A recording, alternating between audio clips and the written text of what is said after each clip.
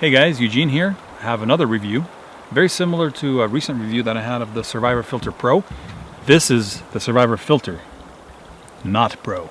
It doesn't say that, but that's what it is. It's a little one. Thank you, Mike, for sending me this to check it out. It's been kind of interesting. So what do I think about it? Well, I'm going to first kind of talk about some of the details of the filter itself, give you a nice weight on it, give you some specs, take it apart, show you how it works. Then I'll talk a little bit about its capabilities, and then we'll go test it. So the price for this thing is somewhere under about 30, 40, I think, dollars. So keep that in mind, whatever your budget is. Well, what's the weight? Let's see. It's going to be in ounces. Sorry for the Europeans. 3.5 ounces. Pretty light. That's dry. When you're going to use it, it's going to be about another couple ounces. So it'll be about 6 ounces probably when it's wet. Maybe a little less. So what's in the box?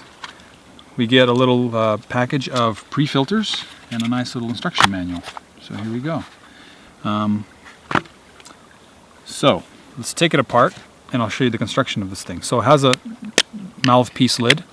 Just keeps it from getting dirty, and it keeps it from leaking when you put it in your pack, so it doesn't leak water, like back leak into your pack or whatever you're storing it in.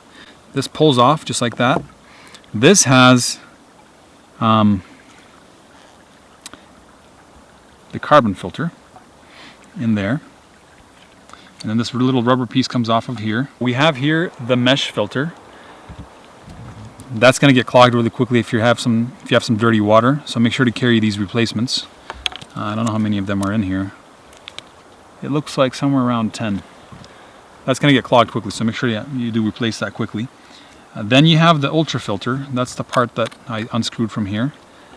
That part there comes apart by pushing on that portion. It has a little sieve that covers it up, and then when you pull it out, it has a little O-ring. So the water's coming in through here, coming out through there. That's the ultra filter, and then you have, like I said, the carbon filter there. So I'm going to tell you, it's going to be really hard to actually filter 260 gallons through this thing, because it's actually really hard to suck water through that little filter. So there's actually a product that they provide here, this company, Survivor Filter. It's a nice little bottle that you can fill up with water and attach to the bottom, the inlet part. So you'd fill this up, you'd attach it onto there, and then you can squeeze the water as you drink, or you can squeeze it into a little cup. So there's some pictures online of people showing this thing being used to suck water out of the stream. That's going to be really tough. I'll show you how tough it is. If you're thirsty and you want to drink like a cup of water, I mean, it's hard. So this bottle is a really good idea. This is a nice kind of backup safety filter to have. Maybe if you're going on a day hike, you have a bottle of water and you kind of want to have something to like a backup system in case you do run out. But you've got to make sure that you do have this bottle with it. Otherwise, you're going to really struggle. So let me put this filter back together, and I'll show you how it comes all back together, and then we'll go and we'll do a little field testing. All right, this goes in here, that goes there. The mesh filter goes on the bottom. It's not bad. It'll take you a couple times to practice. Now I'm going to say, you know, it's all plastic, so it's actually, just be really careful, because especially this part here, this can get broken pretty easily if you try to put it on wrong. So that's kind of unfortunate. Oh, and before you do put that on, make sure that you put on this little bit here. So this goes like that. This goes over it. No. This goes over this. And this goes in there. You know what? A little clumsy to put this together. Or it's not as easy as I'd want it to be. How's that? So if you actually put that on first, then you can pull this over the top. Yeah, that's probably the easiest way to do it. I've done this a couple times and I end up doing it differently every time. But that works. You shouldn't really have to take it apart unless you get home and you're cleaning the thing. So, by the way, your filters, you always want to dry them out, bone dry when you get home. Clean them out, wash them out, and let them dry really well. So here we go. We've got it put together. Let's go do a little test. Well, guys, here we have a stream. and we have the Survivor filter. Let's see if this thing will work. Now, remember I was saying it's really hard to drink water out of a stream with this thing because you actually have to produce quite a suction force to be able to suck that water through all the filtration. There's 3 stages of filtration here: the mesh filter, the ultra filter, and the carbon filter, and then it finally gets to your mouth. And you have to breathe in between, so it's kind of tough, I tell you. And if it's, you know, wet and dirty outside like this, you're gonna have to get wet on your knees. And here we go. Man.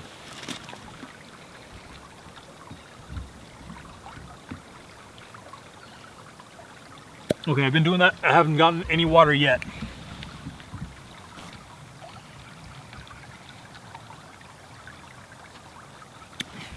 That's all I got so far. Guys, that's a killing. Do not do that. Honestly, I think that shouldn't be advertised as an option. I mean, that's not right. So, you gotta use this thing. Now, so what do we do now? Well, we've got this thing here, right? So we need to fill this up with water first. These collapsible bags, blow it up.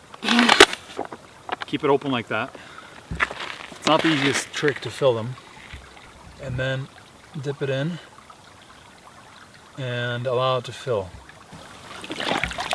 Okay, so see, it's hard. It's really hard to fill these bottles all the way because what happens underwater is they collapse from the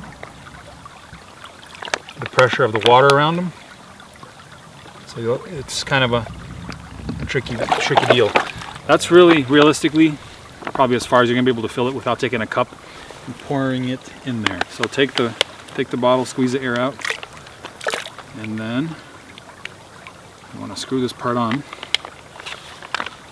Get it nice and tight, and then you can squeeze the bottle and get some water flow.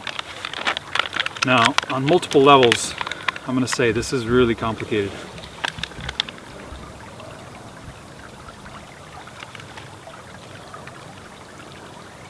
But at least I know that it's filtering that yellowness out, which is good.